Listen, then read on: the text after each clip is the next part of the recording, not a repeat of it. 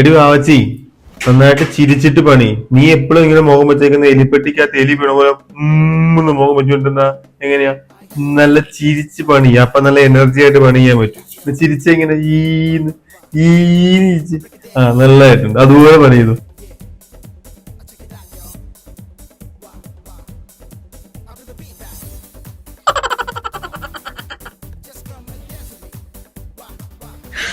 你别笑。